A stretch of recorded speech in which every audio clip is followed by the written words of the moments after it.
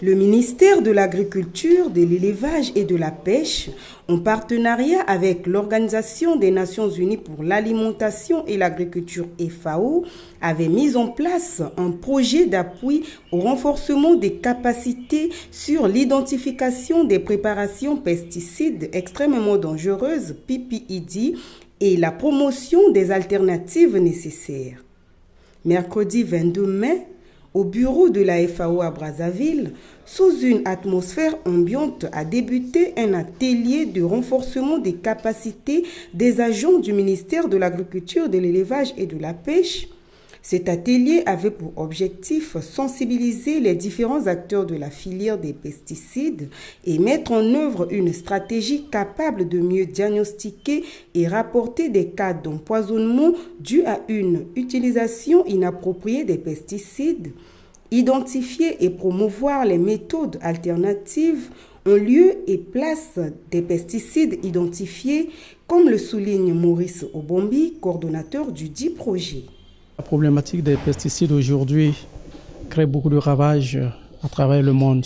Cet atelier est organisé de manière à ce que nous puissions apporter des informations nouvelles, des connaissances nouvelles. On est en train de veiller à ce que ces pesticides soient abandonnés parce que nous avons des alternatives qui vont être mises en exergue en lieu et place des pesticides. Les alternatives, c'est quoi? C'est par exemple, si nous prenons le cas de la lutte culturale, la méthode culturale. Ça veut dire que dans la plantation, au lieu d'utiliser les pesticides, il faut bien entretenir sa plantation, il faut que la plantation soit propre, il faut que lorsqu'il y a un plant qui est malade, il faut enlever cette plante qui est malade pour laisser le terrain libre.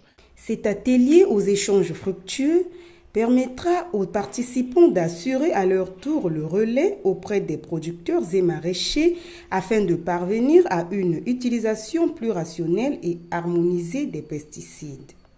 On doit d'abord former ceux qui sont proches des producteurs. C'est maintenant à eux d'aller sensibiliser les producteurs sur les bonnes pratiques de gestion des pesticides.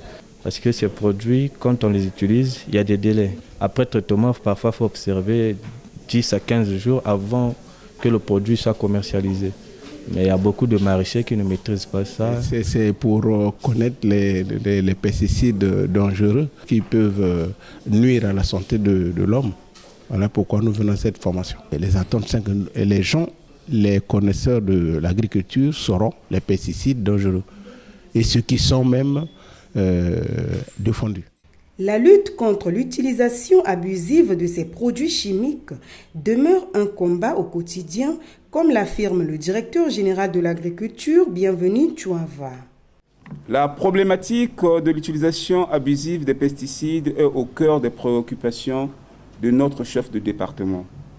En effet, l'industrialisation du pays par l'agriculture et la lutte pour la sécurité alimentaire et nutritionnelle, tel qu'édicté par le Plan national de développement 2018-2022, appelle une intensification de la production agricole avec pour corollaire l'usage abusif des intrants agricoles dont les pesticides sévèrement dangereux.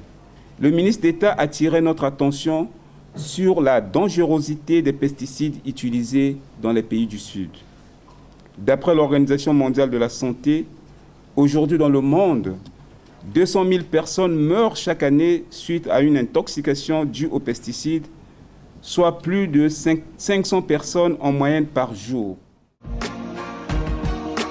Les pesticides, les produits chimiques qu'utilisent les producteurs dans les plantations, tels les insecticides, les herbicides et autres, sont dangereux et les utilisateurs doivent être outillés afin d'utiliser modérément ces produits.